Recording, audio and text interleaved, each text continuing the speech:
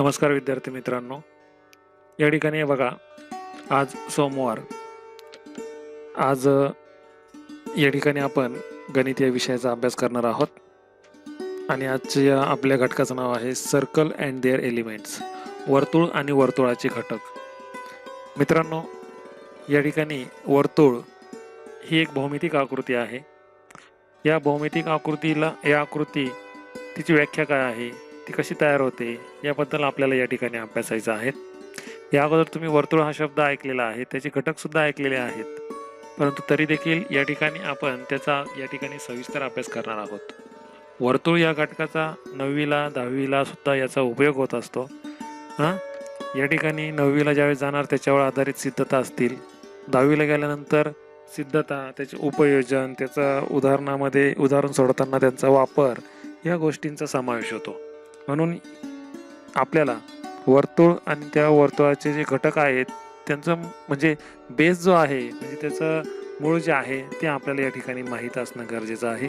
म्हणून आज आपण या ठिकाणी आपला जो घटक आहे तो म्हणजे सर्कल अँड देअर एलिमेंट्स, वर्तुळ आणि वर्तुळाचे घटक. बघा, सर्वात पहिला प्रश्न असा आहे की व्हॉट इज सर्कल, वर्तुळ म्हणजे काय? वर्तुळ म्हणजे काय? बघा, it is a point which are it is a point म्हणायचं लागेल. It is a set of points which are equidistance from a fix point. म्हणजे बिंदूंचा असा संच, जास्त बिंदू आहेत, बिंदूंचा असा संच की तो एका बिंदूपासून स्थिर अंतरावर आहे सर्व बाजूने. म्हणजे एका निश्चित बिंदूपासून समदूर अंतरावर असणाऱ्या बिंदूंच्या समूहापासून तयार होणाऱ्या भौमितिक आकृतीस वर्तुळ असे म्हणतात. या ठिकाणी बघा, या ठिकाणी मी एक त्रिज्या घेतलेली आहे आणि या त्रिज्येचं एक वर्तुळ काढलेलं आहे. काय काढलेलं आहे? या ठिकाणी वर्तुळ काढलेलं आहे. म्हणजे हा जो मधला बिंदू आहे, या बिंदूपासून फिक्स अंतरावरती हे जे आहे बिंदू ते जोडले गेलेले आहेत. ते जोडून काय तयार झाली? भौमितिक आकृती तयार झालेली आहे. आणि त्या आकृतीला काय म्हणतात? वर्तुळ असं म्हणतात मित्रांनो. पुढे वर्तुळाचे घटक जे आहेत ते आपण या ठिकाणी बघूया. वर्तुळाचे घटक म्हणजे काय? तर वर्तुळाचा सर्वात महत्वाचा आणि पहिला घटक म्हणजे सेंटर ऑफ सर्कल, म्हणजे वर्तुळ केंद्र. काय? वर्तुळ केंद्र. आता वर्तुळ केंद्र म्हणजे काय? तर the fix point which all the set of points of circles are equal distance or equidistance from it. म्हणजे असा एक निश्चित बिंदू का त्या बिंदूपासून वर्तुळावरील सर्व बिंदू सारख्या अंतरावर असतात. वर्तुळावरील सर्व बिंदू ज्या स्थिर बिंदूपासून समदूर अंतरावर असतात त्या एका बिंदूला वर्तुळ केंद्र म्हणतात. लक्षात. आणि ज्या बिंदूपासून समदूर असतात त्याला आपण मागाशीच बघितलं, त्याला वर्तुळ म्हणतात. इथं काय आहे? ज्या वर्तुळाच्या परिघावरील जे बिंदू आहे त्यांच्यापासून एका विशिष्ट अंतरावर असणारा फिक्स बिंदू, स्थिर बिंदू, त्याला म्हणायचं वर्तुळ केंद्र. आता या ठिकाणी वर्तुळ केंद्र O आहे. बघा, O is the centre of circle आणि हे जे आहे ते काय आहे? वर्तुळ. या ठिकाणी इक्विडिस्टन्स पासून निघणारं, या इक्विडिस्टन्स पासून असणारा हा जो बिंदू आहे मधला, त्याला म्हणायचं वर्तुळ केंद्र. आता पुढचा मुद्दा आहे रेडाय, त्रिज्या. The distance between centre and the point on the circle. म्हणजे असं अंतर का वर्तुळ केंद्र आणि वर्तुळावरील बिंदू यांच्यामधलं जे अंतर आहे त्याला म्हणायचं वर्तुळाची त्रिज्या. वर्तुळाची त्रिज्या. या ठिकाणी बघा, वर्तुळाची त्रिज्या R या अक्षराने दर्शवली जाते. कोणत्या अक्षराने दर्शवतात? R. आणि वर्तुळाची त्रिज्या म्हणजे काय? तर वर्तुळ केंद्र आणि वर्तुळावरील कोणताही बिंदू यामधील अंतर म्हणजे त्या वर्तुळाची त्रिज्या. या ठिकाणी बघा, आता ही जी आहेत ही वर्तुळाची त्रिज्या आहेत. O बिंदूपासून वर्तुळावरील बिंदू जोडतो त्याला त्रिज्या म्हणतात. या ठिकाणी 2 त्रिज्या तुम्हाला दिसत आहेत, बरोबर नाही? किती त्रिज्या दिसत आहेत? 2. आणि वर्तुळाच्या एकाच वर्तुळातील ज्या त्रिज्या आहेत त्या एकरूप असतात, सारख्या लांबीच्या असतात. ठीक आहे, पुढचा मुद्दा बघूया. या ठिकाणी आपण बघा,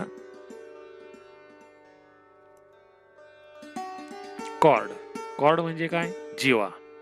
कॉर्ड म्हणजे काय? जीवा. तिसरा महत्वाचा घटक आहे कॉर्ड.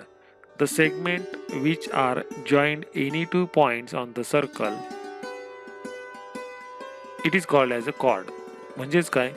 वर्तुळावरील कोणतेही दोन बिंदूंना जोडणाऱ्या रेषाखंडास जीवा म्हणतात. वर्तुळावरील कोणतेही दोन बिंदू जोडले जातात बघा. Segment A B is the chord. आता ओ हा एक केंद्रबिंदू घेतलं, एक त्रिज्या घेतली, त्या त्रिज्येचं वर्तुळ काढलेलं या ठिकाणी पिवळ्या रेषेमध्ये दिसलं तुम्हाला. आता या ठिकाणी ओ हे वर्तुळाचं केंद्र आणि ही जे शेजारी जी निघाली रेषा खंड तो आहे जीवा, कारण की तो या बिंदूला पासून तर ह्या बिंदूपर्यंत जोडला गेलेला आहे. खाली सुद्धा इथे बघा दुसरा ओच्या खालच्या बाजूला उजव्या बाजूला अजून एक जीवा काढलेली आहे. या ठिकाणी या जीवेला नाव देऊ ए बी. काय नाव दिलं? A B. म्हणजेच काय, तर वर्तुळावरील कोणतेही दोन बिंदू जोडले जातात. वर्तुळावरील कोणतेही दोन बिंदू जोडले जातात ते ज्या रेषाखंडाने जोडले जातात त्या रेषाखंडाला जीवा असं म्हटलं जातं. मित्रांनो लक्षात घ्या, जीवा. आता पुढचा मुद्दा आहे डायमीटर. डायमीटर म्हणजे काय? व्यास. आता डायमीटर आणि व्यास डायमीटर म्हणजेच व्यास आणि डायमीटर आणि कॉर्ड यांच्या डेफिनेशन मध्ये थोडंफार साम्य आहे. कॉर्ड म्हणजे काय? वर्तुळाच्या परिघावरील किंवा वर्तुळावरील कोणतेही दोन बिंदू जोडतो. डायमीटर मध्ये सुद्धा वर्तुळावरील दोन बिंदू जोडतो, परंतु हे जोडत असताना तो वर्तुळाच्या केंद्रातून जातो. हे मात्र एवढी अट आहे. ॲडिशनल अट आपण म्हणूया, ॲडिशनल पॉईंट म्हणूया कॉर्ड पेक्षा. The segment which are joined any two point through the center of the circle. The segment which are joined any two point through the center of circle. बघा या ठिकाणी मी असं म्हणूया की वर्तुळावरील कोणत्याही दोन बिंदूंना जोडणारा रेषाखंड. वर्तुळावरील कोणत्याही दोन बिंदूंना जोडणारा रेषाखंड, परंतु तो कशातून जातो? वर्तुळाच्या केंद्रातून जातो. कशातून जातो? वर्तुळाच्या केंद्रातून जातो. त्याला काय म्हणायचं? व्यास. काय म्हणायचं? व्यास म्हणजे डायमीटर. बघा तुमच्या समोर दिसते आकृती, डेफिनेशन आलेली आहे. वर्तुळावरील कोणत्याही दोन बिंदूंना जोडणारा व वर्तुळ केंद्रातून जाणाऱ्या रेषेला त्या वर्तुळाचा व्यास असं म्हणतात. A B is the diameter. हा एक बिंदू घेतला, या बिंदूपासून एक सर्कल काढलेला आहे, वर्तुळ केंद्र आहे तो, तिथून सर्कल काढलं तर बघा हा त्या वर्तुळाच्या केंद्रातून गेलेला आहे. नीट निरीक्षण करा, कुठून जातो तो? वर्तुळाच्या केंद्रातून जातो. बघा कुठून गेला? वर्तुळाच्या केंद्रातून गेलेला आहे, म्हणून त्याला डायमीटर म्हणतात. डायमीटर डी या अक्षराने दर्शवतात. छोटा D, capital small D. D for diameter. Diameter small अक्षराने, रेडियस स्मॉल आर ने दर्शवला जातो. बघा त्यानंतर आता काही इम्पॉर्टन्स फॉर्म्युले आपण या ठिकाणी बघणार आहोत. काय आहे इम्पॉर्टन्स फॉर्म्युले? तर radius r is equal to d upon 2. म्हणजेच काय? त्रिज्या ही व्यासाच्या निम्म्या लांबीची असते. त्रिज्या ही व्यासाच्या निम्म्या लांबीची असते. तर डायमीटर हा किती असतो? त्रिज्येच्या. तर तो व्यास डायमीटर हा त्रिज्येच्या दुप्पट असतो. म्हणजेच diameter d is equal to 2 into radius म्हणजे आर. बघा सरकम्फरन्स म्हणजे काय? सरकम्फरन्स म्हणजे परिघ. त्याचं सूत्र आहे 2 पाय आर. सरकम्फरन्स कसा दर्शवला जातो तो आपण थोड्या वेळाने आकृतीत बघूया. आता तिसरा फॉर्म्युला आहे एरिया ऑफ सर्कल म्हणजे वर्तुळाचं क्षेत्रफळ. वर्तुळाच्या क्षेत्रफळाचं सूत्र आहे पाय आर वर्ग. काय? पाय आर वर्ग. आता या ठिकाणी बघा हे जे वर्तुळ निघालेलं आहे कुठून कुठपर्यंत निघतंय नीट लक्ष द्या. बघा याला हा जी काळी रेषा जी आहे वर्तुळाकार तिला म्हणायचं सरकम्फरन्स, तिला म्हणायचं परिघ. आणि आता खाली जे निघते आहे पूर्ण पिवळा भाग जो आहे जो काळ्या रेषेच्या आतमधला तो पिवळा सर्व भाग म्हणजेच वर्तुळाचं क्षेत्रफळ. काय? वर्तुळाचं क्षेत्रफळ. म्हणजे बघा अशा पद्धतीने आपण या ठिकाणी काय काय बघितलं तर सर्वात महत्वाचं म्हणजे आपण बघितलं की वर्तुळ, what is circle? It is a set of point which are equidistance from a fix point. एका निश्चित बिंदूपासून समदूर अंतरावर असणाऱ्या बिंदूंच्या समूहाला त्या भौमितिक आकृतीला वर्तुळ असं म्हटलं जातं. त्यानंतर आपण बघितलं वर्तुळाचे घटक. सर्वात पहिला घटक बघितला सेंटर ऑफ सर्कल म्हणजे वर्तुळ केंद्र. वर्तुळ केंद्र म्हणजे काय? A fix point which all the set of points of circles are equidistant from it. Okay. वर्तुळावरील सर्व बिंदू ज्या स्थिर बिंदूपासून समदूर अंतरावर असतात त्या बिंदूला काय म्हणायचं? वर्तुळाचं केंद्र. या ठिकाणी बघा हा बिंदू आहे आणि या बिंदूपासून समदूर अंतरावर काही बिंदू आहे, सर्कल आहे. मग त्या सर्कल पासून समदूर अंतरावर आतमध्ये असलेला बिंदू म्हणजे वर्तुळाचं केंद्र. आता हा रेडियस म्हणजे काय, त्रिज्या आर ने दर्शवतात. Distance between centre and the point on the circle म्हणजे वर्तुळ केंद्र आणि वर्तुळ केंद्रावरील कोणताही बिंदू यांना जोडणारा रेषाखंड, त्याला म्हणायचं त्रिज्या. काय म्हणायचं, त्रिज्या. आता ओ पासून इकडे जी आलेली आहे ती त्रिज्या आहे, ओ पासून वरच्या बाजूला गेलेली ती सुद्धा त्रिज्या आहे, हे आपण बघितलं. त्यानंतर या ठिकाणी कॉर्ड बघितली. जीवा म्हणजे काय, the segment which are join any two point on the circle is called as a cord. म्हणजे वर्तुळाच्या परिघावरील कोणतेही दोन बिंदू ज्यावेळेस जोडले जातात त्याला म्हणायचं वर्तुळाची जीवा. येते लक्षात? ठीक आहे. जीवा बघा, या ठिकाणी एक केंद्रबिंदू घेतलं, या केंद्रबिंदूपासून विशिष्ट अंतरावर म्हणजे त्रिज्येचं आपण वर्तुळ काढलं. या ठिकाणी बघा आर ही त्रिज्या आहे आणि ह्या ज्या दोन साईडला ज्या रेषाखंड काढलेले आहे त्यांना म्हणायचं कॉर्ड. काय म्हणायचं, कॉर्ड. बघा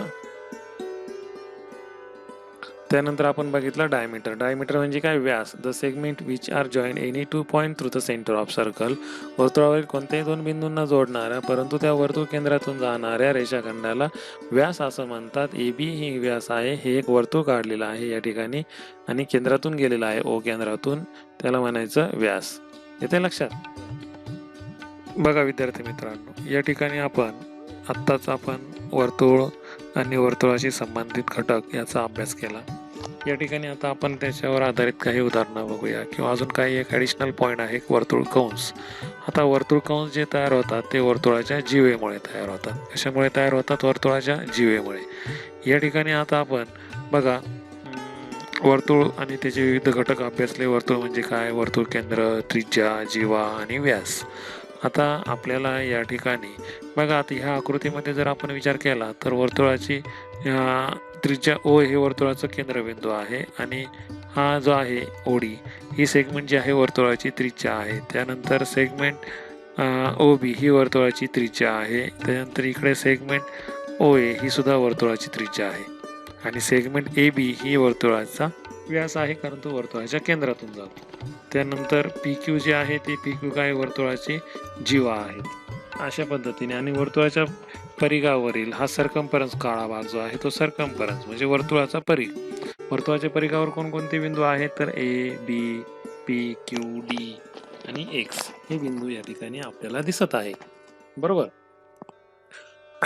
त्यानंतर पुढचा भाग आपल्याला बघायचा तो म्हणजे या ठिकाणी आपण महत्वाचे सूत्र सुद्धा बघितलेले आहेत. बघा, व्यास म्हणजे काय, 2 गुणिले त्रिज्या किंवा त्रिज्या म्हणजे काय, व्यास भागिले 2. परिघ म्हणजे काय, 2 पाय आर आणि हा परिघ म्हणजे बघा पायडी. मग अशी सी दाखवला तर एस दाखवला तर सी ने दर्शवतात परिघ. लक्षात ठेवा, सर्कम्फरन्स. वर्तुळाचे क्षेत्रफळ पाय आर वर्ग. पायची किंमत 22/7 आणि किंवा 3.14. आता केंद्रीय कोन म्हणजे काय, सर्वात महत्वाचं म्हणजे केंद्रीय कोन म्हणजे काय. या ठिकाणी बघा, तुम्ही जर या आकृतीमध्ये जर नीट निरीक्षण केलं तर वर्तुळाचा केंद्रबिंदू हा ज्या कोनाचा शिरोबिंदू असतो त्या कोनाला केंद्रीय कोन म्हणतात. आता वर्तुळाचा केंद्रबिंदू इथं आहे सी. कोणता आहे, सी हा वर्तुळाचा केंद्रबिंदू आहे. या ठिकाणी जर बघितलं सी हा वर्तुळाचा केंद्रबिंदू आहे आणि हा या कोन ए सी बी मध्ये ए सी बी या कोनाचा तो शिरोबिंदू आहे सी. येते लक्षात? मग आपल्याला असं म्हणता येईल की वर्तुळाच्या जीवेमुळे, आता जीवा कोणती आहे, ए बी. लक्षात या त्याला आपण केंद्रीय कोन म्हणतो. आणि पुढचा मुद्दा आहे वर्तुळ कंस. वर्तुळ कंस कसा तयार होतो बघा, वर्तुळाच्या जीवेमुळे वर्तुळाचे 2 भाग होतात. ही वर्तुळाची जीवा ए बी आहे. या जीवे ए बी मुळे वर्तुळाचे 2 भाग झाले. एक म्हणजे हा लाल आणि दुसरा म्हणजे पिवळा. आता त्या प्रत्येक भागाला वर्तुळ कंस म्हणतात. आता वर्तुळ कंसाचे एकूण 3 प्रकार पडतात. एक म्हणजे लघु कंस, दुसरा म्हणजे विशाल कंस आणि तिसरा म्हणजे अर्धवर्तुळ कंस. लघु कंस म्हणजे काय, लघु कंस म्हणजे काय तर लघु कंस म्हणजे वर्तुळाच्या जीवेमुळे वर्तुळाचे होणारे दोन्ही कंस समान नसल्यास लहान कंसाला लघु कंस म्हणतात आणि मोठ्या कंसाला विशाल कंस. Minor arc, major arc. Minor म्हणजे लघु कंस आणि मेजर आर्क म्हणजे विशाल कंस. सेमी सर्कल म्हणजे अर्धवर्तुळ कंस, अर्धवर्तुळ. सेमी सर्कल आर्क म्हणजे अर्धवर्तुळ कंस. वर्तुळाच्या आता बघा, लघु कंस कसा ओळखायचा आणि विशाल कंस कसा ओळखायचा. वर्तुळाच्या ज्या बाजूला जीवेच्या ज्या बाजूला वर्तुळाचं केंद्र असतं त्या बाजूला विशाल कंस असतो हं? आणि त्याच्या विरुद्ध बाजूला लघु कंस असतो, लक्षात ठेवा. आता या ठिकाणी जीवा ए बीच्या वरच्या बाजूला काय आहे, सी हे केंद्र आहे हा. म्हणून तो जो पिवळ्या आकारात तयार झालेला जो कडा आहे वर्तुळाची त्याला म्हणायचं विशाल कंस. त्याच्या विरुद्ध बाजूला म्हणजे ए बी या जीवेच्या खालच्या बाजूला जे ए एक्स बी जो आहे तो आहे लघु कंस. लक्षात घ्या मित्रांनो. बघा आता रेख ए बी ही केंद्र सी असलेल्या वर्तुळाची जीवा, कोन ए सी बी हा केंद्रीय कोन, कंस ए एक्स बी हा लघु कंस आणि कंस ए वाय बी हा विशाल कंस. हा काय झाला, विशाल कंस. आता एक लक्षात ठेवा, संपूर्ण वर्तुळाचं माप किती असतं, 360. अर्धवर्तुळ कंसाचं माप किती असतं, 180. लघु कंसाचं माप आणि या केंद्रीय कोनाचं माप सारखं असतं. म्हणजे measure of arc A X B is equal to measure of angle A Y A C B. आता विशाल कंसाचं माप कसं काढता येईल, तर 360 मधून लघु कंसाचं वजा करायचं, किंवा लघु कंसाचं विचारलं असेल आणि विशाल कंसाचं दिलं असेल तर 360 मधून विशाल कंसाचं वजा करायचं. येते लक्षात, ठीक आहे.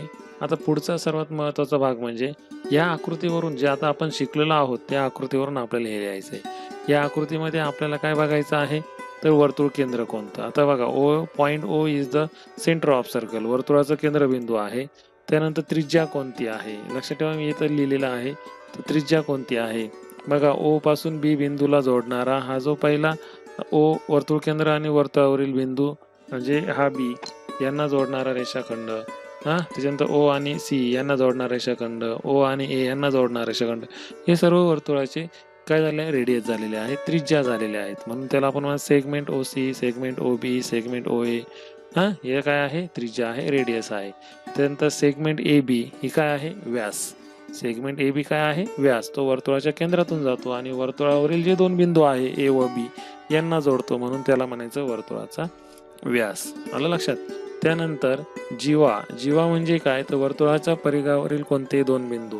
आता पी क्यू ही जीवा आहेच, परंतु ए बी सुद्धा जीवा आहे. ए बी डायमीटर पण आहे आणि कॉर्ड पण आहे, कारण ते वर्तुळाच्या परिघावरील दोन बिंदू जोडते. येते लक्षात. त्याच्यानंतर लघु कंस. आता आर्क.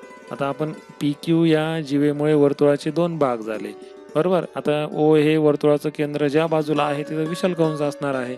म्हणजेच आपण म्हणूया arc A P x Q किंवा आर्क पी सी क्यू किंवा आर्क पी बी क्यू हे काय झाले, विशाल कंस झाले. आलं लक्षात. त्याच्या विरुद्ध बाजूला जो आहे तो लघु कंस म्हणजे आर्क पी क्यू काय झाला, लघु कंस झाला. आता अर्धवर्तुळ कंस म्हणजे काय बघा, ए बी ही डायमीटर आहे. या डायमीटरमुळे जे वर्तुळाचे दोन समान भाग झाले त्या समान भागाच्या जेव्हापासून तयार होणाऱ्या कंसाला अर्धवर्तुळ कंस म्हणतात. आर्क ए एक्स बी हा अर्धवर्तुळ कंस आहे किंवा ए सी बी अर्धवर्तुळ कंस आहे. त्यानंतर दुसऱ्या बाजूला जे आहे ए पी बी अर्धवर्तुळ कंस आहे किंवा ए क्यू बी अर्धवर्तुळ कंस आहे. येते लक्षात. केंद्रीय कोन म्हणजे काय, आता वर्तुळाचा कोनाचा शिरोबिंदू ज्या वर्तुळाचं केंद्र आहे त्या कोनाला त्या वर्तुळाचा केंद्रीय कोन म्हणतात. आता ओ हे वर्तुळाचं केंद्र आहे, परंतु या ठिकाणी angle B O C angle B O C किंवा अँगल सी ओ बी या अँगलचा ओ हा काय आहे, शिरोबिंदू आहे. वर्तुळाचा कोनाचा शिरोबिंदू आहे आणि तोच वर्तुळाचं केंद्र आहे, म्हणून त्या अँगलला काय म्हणायचं, केंद्रीय कोन म्हणायचं. आणि असा हा अँगल पण आहे बरं का, सरळ ए ओ बी हा अँगल आहे, कारण तो काय झाला, सरळ झालेला आहे, सरळ कोन म्हणतात त्याला. अशा पद्धतीने या ठिकाणी आपण वर्तुळाचे म्हणजे कंस बघितले, लघु कंस, विशाल कंस म्हणजे minor arc, major arc, semi circle arc, अर्धवर्तुळ कंस बघितला, त्यांची माप कशी काढायची ते बघितले, वर्तुळाचं माप किती आहे ते बघितलं. आणि या ठिकाणी आपण काय केलं, आकृतीवरून वर्तुळाचं केंद्र असेल, त्रिज्या, व्यास, जीवा, लघु कंस, विशाल कंस, अर्धवर्तुळ कंस, केंद्रीय कोन यांचा अभ्यास केला, नावे लिहिली. अशा पद्धतीने तुम्ही या ठिकाणी अभ्यास करायचा आहे. हे जे आपलं आता लाईव्ह लेक्चर आता संपलेलंच आहे. आणि संपल्यानंतर तुम्ही काय करणार आहात, हे जे तुम्हाला जो घटक लक्षात आला नसेल तो पुन्हा तुम्ही काय करायचा आहे, याच लिंकला जाऊन पुन्हा बघायचा आहे. कारण की यूट्यूबला मी लगेच अपलोड करणार आहे या आजचा झालेला शिकवलेला भाग. तुम्ही तो पुन्हा बघायचा आणि वहीत नोंद करून ठेवायचा. आलं लक्षात? या ठिकाणी आज आपण थांबूया. धन्यवाद. आपण ऑनलाईन तासिकेला उपस्थित झाले त्यामुळे आपल्या सर्वांचं अभिनंदन. बघा अजूनही कोरोना हा पूर्णपणे गेलेला नाहीये, म्हणून घरी राहा, सुरक्षित राहा, स्टे होम, स्टे सेफ. या ठिकाणी आपण थांबूया. आपला दिवस शुभ जावो. धन्यवाद. जय हिंद, जय कर्मवीर.